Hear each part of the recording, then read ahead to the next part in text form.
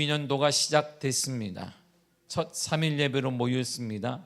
하나님의 은혜를 사모합니다. 사모하는 모든 심령들마다 하나님 방문하시고 만져주시고 모든 것들 선한 방법으로 인도하여 주옵소서.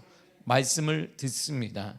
하나님의 말씀이 우리의 능력이 되어지게 하시며 삶의 뿌리가 되게 하여 주옵소서. 이 시간도 함께 하신 하나님을 찬양합니다. 예수님의 이름으로 기도했습니다. 아멘. 제목을 다 같이 읽겠습니다. 시작. 동일한 본문으로 주일과 두 번째 이어서 설교를 하도록 하겠습니다. 모르겠습니다. 주일날 또 할지 모르고 한 달 내내 할 줄 몰라요. 모일 때마다. 2022년도가 시작되는데 하나님의 은혜가 여러분의 삶에 가져가기를 축복합니다.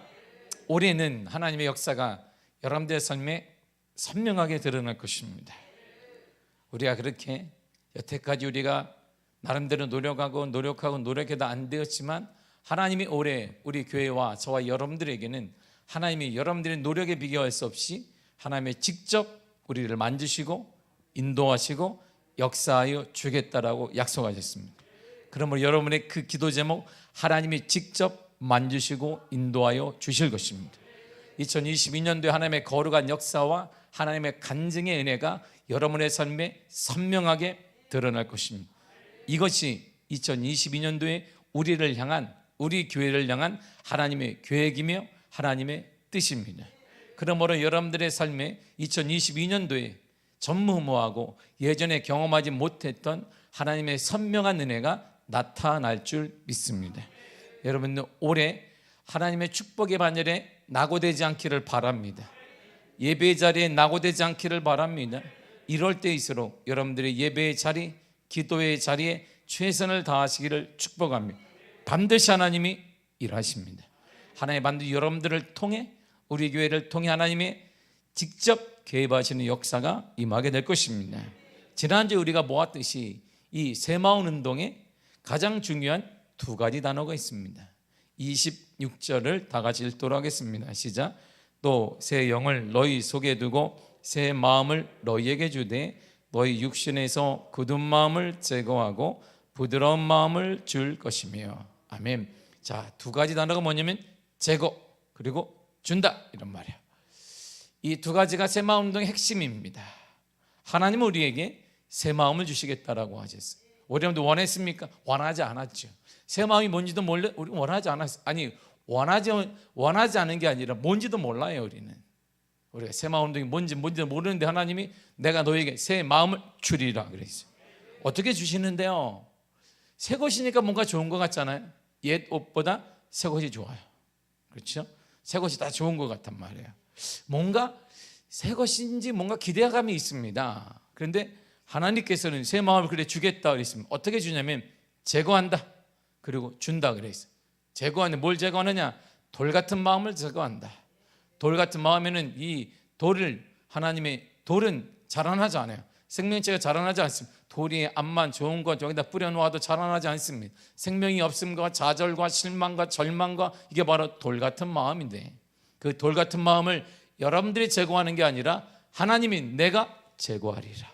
여러분들의 삶에, 여러분들의 인생에, 우리 교회에 돌 같은 마음을 하나님이 제거해 주겠다는 거야.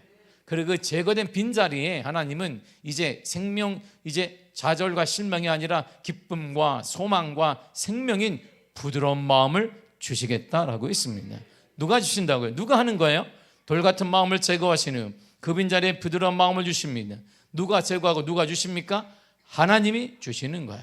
하나님이 제거하고 하나님이 주신다는 것입니다. 그래서 2022년도가 여러분들에게 복된 것입니다. 내가 제거하고 내가 준다는 것은 내가 뭔가 이루겠다는 거. 우리가 인생을 살아왔지만 안 된단 말이에요. 내가 우리 조그만 아이도 내 말 듣지 않습니다. 내 뜻대로 되는 게 없는 것 같습니다. 어릴 땐 내 뜻대로 되고 꿈도 많습니다. 꿈도 큽니다. 우리 어릴 때는 대부분이 대통령이 되거나 장관이 되거나 뭐 이렇게 이게 직업이 몇 개 없었기 때문에 보면 간호사, 소방수, 경찰 몇 가지 안 돼요. 오늘날은 많습니다만 근데 꿈이 점점 커졌습니다. 내 나이가 들면서 내 뜻대로 되는 게 아니구나. 점점 작아지고 점점 작아집니다. 그냥 편안하게 이게 회사에서 밀려나지 않고 제자리에 제 나이에 그냥 이게 회사만 다녔으면 좋겠다. 이 정도로 점점 작아지게 된단 말입니다. 우리 삶이 점점 작아져. 그런데 하나님은 우리가 할 수 있는 게 점점 나이가 된다는 것은 점점 작아진다는 것입니다.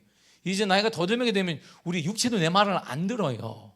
이제는 예전 같으면 막 돌도 씹는다고 했는데 돌 씹을 수가 없어요. 밥을 씹어도 소화가 안 되는데 이제 뭔가 다 안 됩니다. 그런데 그래서 우리는 안 되는 것이 많은데도 불구하고 하나님 우리에게 말씀하시기를 내가 제거하고 내가 주시겠다는 것입니다. 그러므로 새마을 운동은 하나님께서 직접 시작하시고 새마을 운동의 끝 또한 하나님께서 직접 마무리하시겠다는 것인데 그 뜻을 하나님께서 2022년도에 우리 교회에 허락하셨습니다. 여러분에게 허락하신 거예요. 여러분은 올해 복받으신 것입니다. 올해가 큰 복의 한 해가 될 것입니다. 하나님의 역사의 한 해가 될 것입니다. 그 큰 해가 여러분들의 삶에 가득 넘치기를 축복합니다. 당시 이스라엘 상황을 보게 되면 그런데 이게 만만하지가 않은 거예요.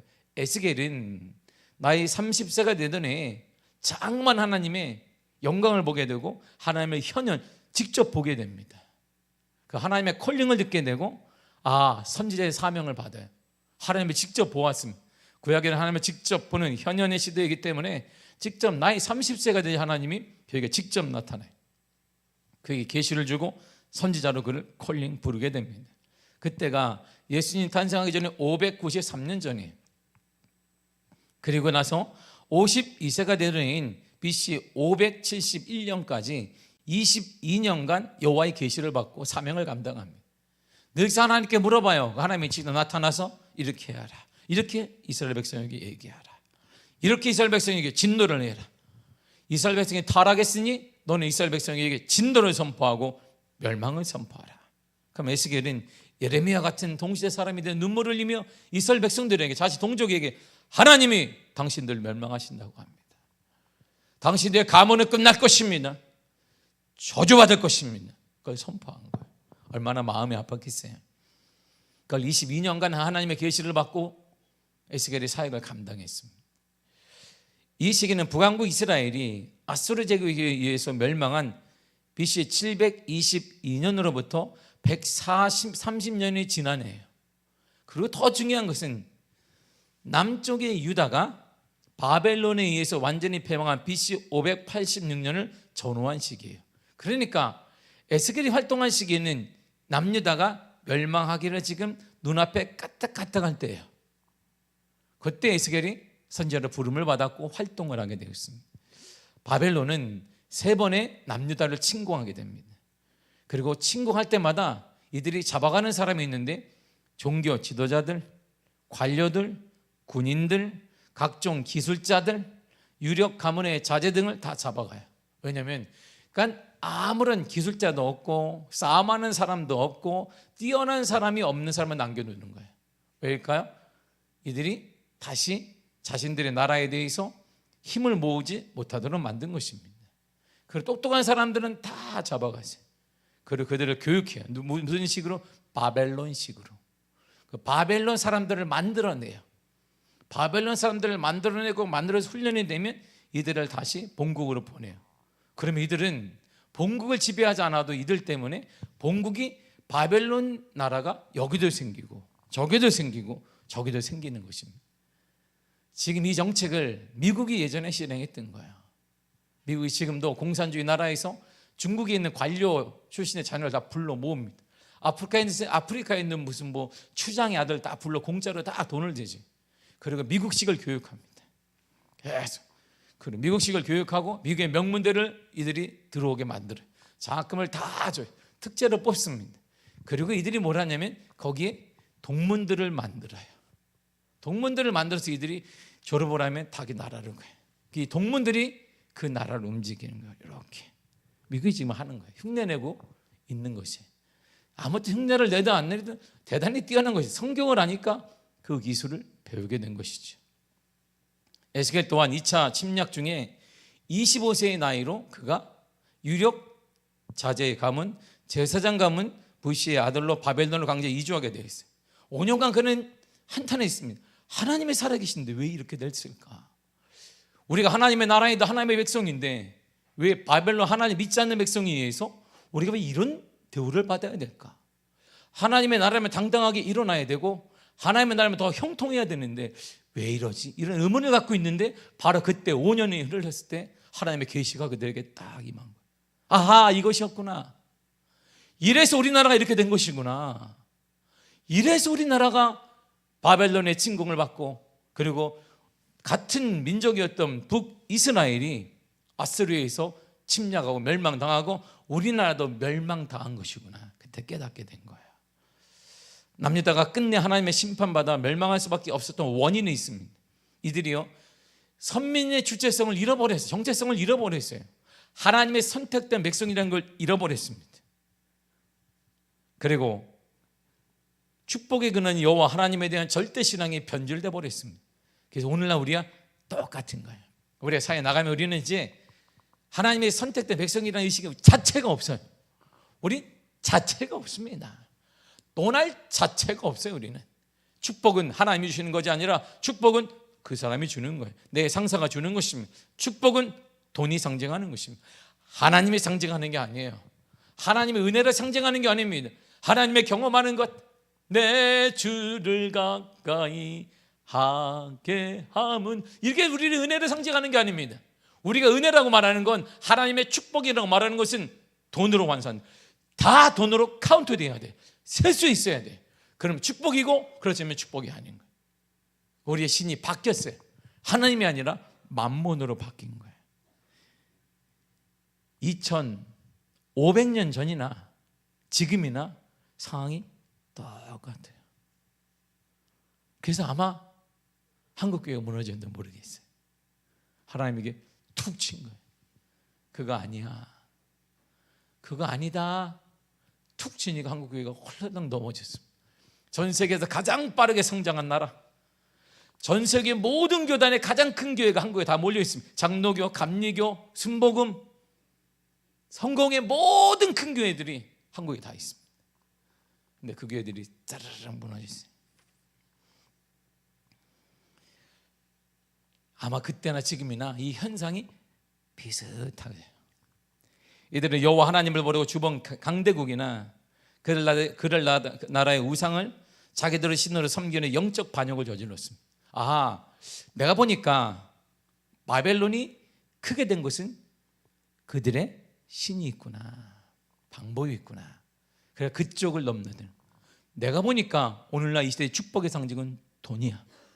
하나님은 상관없는 거예요. 하나님은 상관없는 거예요. 선민으로의 영적 도덕적 순결과 의무는 내팽개쳐 버렸습니다. 다만 여호와의 성전이 자신들에게 있다는 거예요. 예루살렘의 성전이 자신들에게 있으니까 유다는 결코 망하지 않을 것이다, 이런 쓸데없는 자존감만 있었습니다. 교회 건물이 있으니까 망하지 않을 것이다, 천만의 말씀입니다. 이런 게 우리에 있는 거예요. 한국교회 수많은 교회들이 있습니다. 지어진 교회들이 다 있습니다. 그런데 그 교회들이 다 무너져 가고 있어요. 이게 이스라엘 백성들의 에스겔 당시의 모습이었어요. 이런 이스라엘에게 하나님께서는 이들에게 아스르를 통해 북이스라엘을 치고 바벨론을 통해 그리고 남유다를 쳤습니다. 나라가 다 멸망당했어요. 그걸 예레미야도 그리고 에스겔도 본 거예요. 어쩐 일이다 이거. 주님, 내 자녀가 노예로 끌려가고 있습니다. 내 사랑하는 사람들이, 우리의 여성들이 팔려가고 있습니다. 주님, 그렇게 똑똑했던 이 사람들이 하루에게서 신발을 닦고 있습니다. 아수르 바벨론의 신발을 닦는 사람이 되었습니다. 그렇게 존경받던 유대민족의 지도자들이 이제 눈도 뽑히고 묶인 채 삶을 살아가고 있습니다. 하나님이 어찌된 일입니까? 에스겔이 너무나 감개한 게 눈물을 흘릴 수밖에, 예레미야는 펑펑 눈물을 흘렸습니다. 하나님이 이게 어찌된 일입니까? 하나님이 이게 어찌 된 것입니까? 하나님의 빛이 드러나 하면 역사가 드러나 하면 영광이 드러나야 될 우리인데 우리가 어찌 된 것입니까? 그런데 이런 이스라엘에게 하나님께서 태도를 바꾸셨어요. 그래, 은혜를 주시는 거야.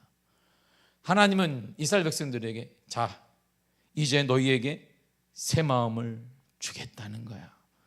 어떻게? 돌 같은 마음을 내가 제거하고 부드러운 마음을 너희에게 주겠다는 것입니다. 선민 이스라엘 백성은 자신들의 범죄에 대한 합당한 결론을 받는 거예요. 범죄에서 당연히 받는 것입니다. 그러나 하나님께서는 당신의 명예를 위해, 자신의 이름을 위해 선민을 내가 회복시키리라 그랬더니, 자신의 이름, 너희가 하나님의 자녀고 내가 하나님인 것 때문에 회복시키고 일방적으로 하나님이 선포했습니다. 내가 회복시키리라. 내가 돌 같은 마음을 제거하고 부드러운 마음을 너희에게 주어서 새 마음을 주리라. 그 새 마음에 있는 열매가 가득하며 일어나게 되며 생명력이 넘치고 회복되어지며 치유되는 역사가 일어난다는 거야. 그런 은혜가 올해 우리에게 임했습니다. 아니, 우리 교회에 임했습니다. 할렐루야. 이 자리가 가득 차기를 축복합니다. 차야만 합니다. 올해 기도하는 중 이 자리가 차야만 돼요.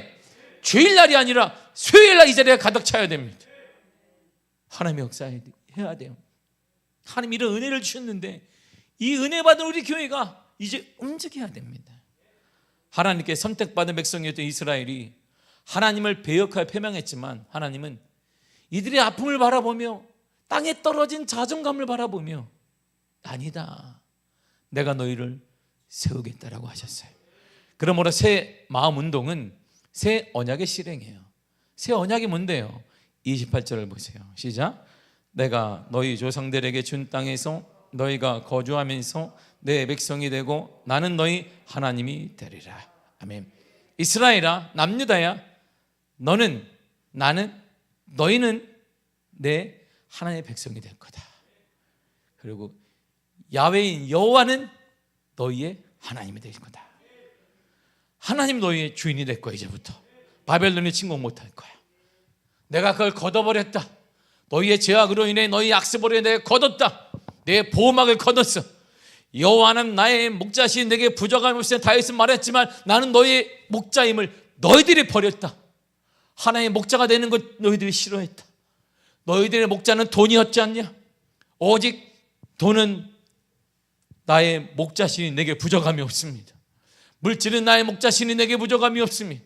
자녀는 나의 목자시니 내게 부족함이 없습니다. 성공은 나의, 출세는 나의 목자시니 내게 부족함이, 이렇게 살아왔지 않느냐? 하나님에게서 보호막을 걷어버렸어요. 그랬더니 아수르가 들어오고 바벨론이 막 침공하는 거예요. 그런데 하나님이 마음을 바꾸셨어요. 얼마나 힘드냐? 이제 내가 너희의 보호막이 되어주리라. 아수르가 와도 보호해주고 그 어떤 것이 와도 내가 피난처가 되리라. 나의 피난처 예수 의지해요. 나의 피난처 예수 의지해요. 하나님 피난처가 되어주겠다. 다 막아주겠다는, 암탉이 병아리를 품듯이 다 막아주겠다. 이번에 미국에서 허리케인이 확 불었습니다. 동부에 그냥 싹 날아가 버렸어요.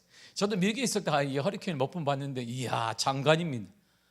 저기서 보면, 제가 미주리에 살 때 진짜 허리케인은 장관이에요. 와, 가까이서 보면, 그리고 빨리 도망가지 않으면 이제 큰일 나지만 저기서 막 이 회오리 바람이 쫙 올라와요. 보여요, 눈에. 이렇게 앰뷸런스 소리가 막 시에서 막 들립니다. 빨리 돌아. 그래서 미국의 모든 아파트마다 지하실이 있어요. 지하실로 도망가요. 아파트가 남으니까 그냥 휙 다 날아. 지하실로 다 도망가라는, 지하실이 다 있습니다. 그래서 지하실을 다 파놨어요. 모든 지하실로 무조건 도망가요. 근데 제가 그날 정확히 기억하는데 세차를 하고 있어요. 이게 셀프 세차를 하는데 학생이라 돈이 없으니까 이 학생들, 유학생들이 어떻게 하냐면 돈 내고 이렇게 해야 되는데 그 돈을 아끼려고 집에서 퐁퐁을 사가지고 이렇게 막 흔들어 통에 넣어갖고, 퐁퐁 있잖아요. 그 퐁퐁을 막 흔들어서 가. 그래가지고 퐁퐁을 칙칙칙칙 뿌려. 그래서 거기서 물만 써, 물만. 돈을 아낀다고. 그렇게 해서 친구 이제 같은 유학생들끼리 막 하고 있는데 갑자기 소리가 막 삥 돌리면 막 들어가라고 하면서 저기 쫙 뭐가 쏟아요. 이야, 와, 그러다가 죽어요. 너무 멋있는 거예요. 와, 그러다 딱 보자마자 가자! 그래 다 각자 집으로 막 도망가는 거. 그냥 도망가서 가는데 이번 허리케인이 더 큰 게 불었어요. 미국 중부학을 강타해버렸어요. 놀라운 사실은 할머니 하나가, 엄마도 아니고 할머니 하나가 푹 몇백 미터를 푹 뛰어서 탁 이렇게 죽어 있었어요. 그래서 할머니 품을 이렇게 막 하더니까 그 안에 아기가 하나 살아 있었어요. 그러니까 할머니가, 젊은 할머니가 손주를 꼭 안고 있었던 거예요. 이렇게. 그리고 죽었어요. 이 아이가 숨을 쉬고 있는 거예요. 이렇게 할머니 품에서. 여러분, 이게 암탉이 병아리를 품는 게 아니라 목자가 이렇게 품는 거예요. 우리를 하나님에게 다 품어주는 거예요. 회오리 바람이 와도 우리 이렇게 품어주는 거예요. 그게 여호와가 이스라엘의 하나님이 되신다는 뜻이에요. 여호와가 우리의 하나님이 되신다는 뜻입니다. 동일한 시대에 살았던 예레미야 또한 동일한 계시를 받아 이렇게 선포합니다. 예레미야 31장 31절입니다. 시작. 여호와의 말씀이니라. 보라, 날이 이르리니 내가 이스라엘 집과 유다 집에 새 언약을 맺으리라. 자, 남유다 집에 내가 새 언약을 맺을 거다. 새 언약을 주셨습니다. 그런데 그 새 언약을 맺기 전에 이스라엘, 남유다의 영적 상태가 딱 달라요. 영적 상태가 너무나 타락이 있습니다. 예레미야 31장 32절입니다. 시작. 이 언약은 내가 그들의 조상들의 손을 잡고 애굽 땅에서 인도하여 내던 날에 맺은 것과 같이 아니할 것은 내가 그들의 남편이 되었어도 그들이 내 언약을 깨뜨렸음이라. 여호와의 말씀이니라. 아멘. 내가 유다의 너희 집과 새 언약을 맺을 거야. 근데 그 당시에 모인 이스라엘이, 이집트가, 우리가 남유다가 뭐였냐면 언약을 깨버렸습니다. 하나님과 귀찮다는 하나님이 이렇게 창조해 내 생활에 다 깨버렸어요. 지금 다른 나라 보니까, 바벨론을 보니까 이들이 마음대로 행동하는데 안 된다고 말하고 율법이 오고 싫다. 하나님을 탁 저버렸습니다. 그러고 나서 하나님을 저버리게 되니까 바벨론의 속국으로 싹 들어가 버렸습니다. 이런 영적 타락에도 불구하고 하나님은 남유다와 새 언약을 맺으십니다. 그 새 언약의 내용이 이거예요. 예레미야 31장 33절입니다. 시작. 그러나 그날 후에 내가 이스라엘 집과 맺을 언약은 이러하니 곧 내가 나의 법을 그들의 속에 두며 그들의 마음에 기록하여 나는 그들의 하나님이 되고 그들은 내 백성이 될 것이라. 여호와의 말씀이니라. 아멘. 똑같잖아요. 똑같은 거예요. 여호와는 이스라엘의 하나님이 될 거다. 이스라엘은 하나님의 백성이 될 거야. 내가 너를 보호해 줄 거야. 이렇게. 이제 바벨론 어떤 세력이 와도 그 사회에 어떤 문제가 생겨도 내가 보호해 주겠다는 거예요. 새 언약에 대해서 신약은 이렇게 말해주고 있습니다. 히브리 8장 7절과 8절이에요. 시작. 첫 언약이 무음하였더라면 둘째 것을 요구할 일이 없었으려니와 그들의 잘못을 지적하여 말씀하시되 주께서 이르시되 볼지어다 날이 이르리니 내가 이스라엘 집과 유다 집과 더불어 새 언약을 맺으리라. 아멘. 첫 언약이 흠이 없었다면 내가 맺을 게 없어. 첫 언약을 맺은 너희들이 우리가 파괴해버렸습니다. 하나님이 귀찮아지는 거예요. 하나님이 버거운 것입니다. 하나님에게 참견하는 것 같은 거예요. 지금 남유다와 이스라엘 백성들이 보니까 하나님이 너무나 간섭을 많이 하는 것 같아요. 아스르와 바벨론을 보니까 이들은 자기 마음대로 행동해. 하고 싶은 대로 해 그냥. 그리고 신들이 뭐 다 복을 주는 것 같아. 근데 하나님이 이거 하지 말아라. 이거 하지 말아라. 마음과 뜻과 정성 내 하나님을 사랑하라. 내 의지에 탐내지 말아라. 힘 있는 자는 더 낮아지고 섬겨라. 왜 이렇게 하나님이 간섭하는지 모르겠어요. 그래서 이들이 딱 하나님께 단절해 버렸습니다. 이 첫 언약이 흠이 없었다면, 우리가 깨트리지 않았다면 두 번째 언약은 필요가 없었어요. 그런데 하나님이 두 번째 언약을 맺을 수밖에 없어요. 이들이 다 파괴해버렸기 때문이에요. 그래서 이스라엘 집과 유다 집과 새 언약을 맺었다 그랬어요. 이스라엘 첫 언약을 깨버렸습니다. 죄로 인해 영적으로 타락하여 첫 언약을 깨버렸습니다. 그럼에도 불구하고 주님은 이들을 버려두지 않은 거예요. 그래, 니들이 깼니? 니들 마음대로 깼구나. 니들의 승질대로 했구나.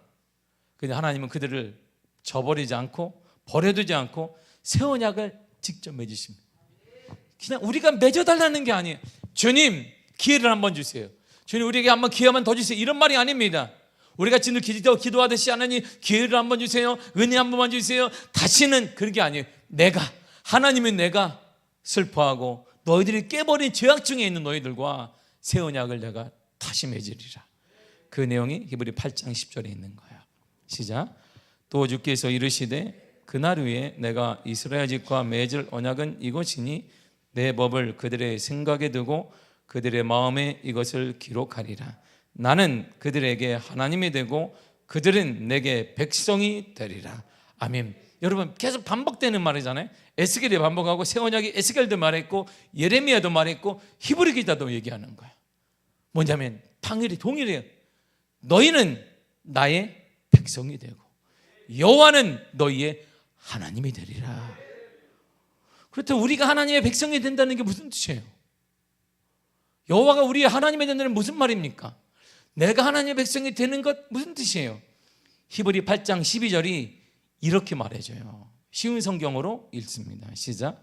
나는 그들이 저지른 악을 다 용서하고 그들의 죄를 더 이상 기억하지 않을 것이다. 아멘. 다 용서해 주겠다. 죄를 더 이상 기억하지 않으리라. 이걸 뭐라 하냐면 은혜라고 하는 거야. 은혜. 그 은혜를 경험해야, 그 은혜를 경험해야 2022년도에 새 마음을 알 수 있어요. 하나님이 내게 준 새 마음이 이것이라는 걸 깨닫게 돼요. 이것이었군. 그러나 은혜의 저 뒤편에는 대가를 치러야 누군가. 그래서 그리스도가 우리 대신에 십자가를 지신 것입니다. 하나님이신 그분이 우리 대신에 이러한 죄를 묻지 않고 더 이상 기억하지 않기 위해 죄의 대가를 그분이 지신 거예요. 그러므로 그분이 다 지셨으므로 이제 우리가 할 일은 전심을 품어 주를 사랑하고 주 안에 거하고 여러분의 삶의 좌절과 모든 침체는 불평은 다 떠나가고 하나님의 은혜의 생명력이 넘쳐나기를 바랍니다. 우리가 연약하여 죄를 자주 범하고 하나님을 배반함에도 불구하고 구원의 확신을 가질 수 있는 근거는 이러한 하나님의 끝내 언약을 지키시고자 하는 신실하심, 하나님의 백성에 대한 변함없이 자비하심, 우리의 행위에 상관없이 우리를 사랑하시는 하나님의 절대적인 은혜가 있기 때문입니다. 그래서 성경 우리에게 이렇게 말해요. 로마서 5장 8절입니다. 시작. 우리가 아직 죄인 되었을 때 그리스도께서 우리를 위하여 죽으심으로 하나님께서 우리에 대한 자기의 사랑을 확증하셨느니라. 아멘. 우리가 아직 죄인이에요. 의로운 자를 위해서 그리스도가 죽은 게 아니에요. 우리가 죄인이에요. 구하지도 않았습니다. 여전히 우리는 지금 우리의 원하는 것은 주님이 아닌 것 같아요. 여전히 우리가 구하는 것은 그런 것들이에요. 저 사람들이 구하는 것 똑같습니다. 그들의 가치관은 내 가치관은 똑같아요. 그들이 원하는 것이 내가 원하는 것 똑같아요. 그리고 그들도 알아요. 더 놀라운 건 그들이 우리의 속내를 다 읽었어요. 그래서 우리가 아무리 얘기해도 그들은 감동하지 않아요. 왜? 다 알아요. 무엇으로 움직이는지 알아요. 그리스도인이라고 하는 사람들도 자신과 똑같이 세상의 힘에 의해서 움직이고 있다는 걸 알아요. 그러니까 우리가 암만 얘기해도 그들은 감동하지 않습니다. 왜? 똑같이 그들이 좌절하는 모습을 보았어요. 그들이 기뻐하는 모습을 보았는데 성경에는 여호와를 인하여 기뻐하는 것이 너희의 힘이니라 그랬습니다. 여호와를 인하여 기뻐하는 것이 너희의 힘이니라. 근데 우리는 여호와를 인하여 기뻐하지 않잖아요. 그 세상 사람들도 다 알아요. 다 압니다. 그래 감동이 없잖아요. 하나님 우리의 연약함에도 불구하고 구원의 확신을 주셨고 구원해 주셨습니다. 그러므로 자신의 연약함과 죄됨에 넘어질지라도 실망하여 좌절하고 믿음을 떠난 어리석음을 범하지 말기를 바랍니다. 우리 인간은 늘 이렇게 실패하는 실패자일 수밖에 없습니다. 이미 이스라엘 백성들이 충분히 보여줬어요. 아, 우리가 실패자이구나. 이 실패자인 우리를 보면 좌절하거나 실망할 필요가 없다 이런 말입니다. 이 실패자인 이스라엘을 위해 하나님께서 오셨고 하나님의 직접 새 언약을 맺으셨습니다. 그러므로 우리는 오직 하나님께서 허락하신 새 언약을 믿어야 합니다. 우리를 향하신 신실한 하나님의 사랑과 은혜를 의지해야 합니다. 우리가 어떠한 어려움에 난간에 처한다 할지라도 아무리 커다란 실수를 허물을 범하였다 할지라도 포기하지 않고 받아주신 하나님을 믿어야 합니다. 이제 그 믿음과 확신 2022년도에는 여러분의 직분에 최선을 다하시기를 바랍니다. 우리에게 맡겨주신 일에 사력을 다해 보시기를 바랍니다. 할렐루야. 코로나보다 더 우리가 사명이고 하나님의 직분을 맡겨주신 것이기 때문에 여러분 기쁨 가운데 2022년도에는 여러분이 하나님이 맡겨준 그 직분에 사력을 다하시기를 바랍니다. 기쁨으로 감당하시기를 바랍니다. 실수하고 허물이 있다 할지라도 다시 일어나 주님이 허락하신 그 직분, 여러분들의 소중한 그 직분에 도전하시기를 바랍니다. 넘어질지라도 부족함이 많을지라도 우리의 구원자가 되시고 보호자 되시는 하나님을 믿고 새 힘을 주신 하나님을 믿으십시오. 돌같은 마음을 하나님이 제거해 주실 것입니다. 풍요로운 부드러운 마음을 여러분들에게 하나님이 주실 것입니다. 약속하여 주셨습니다.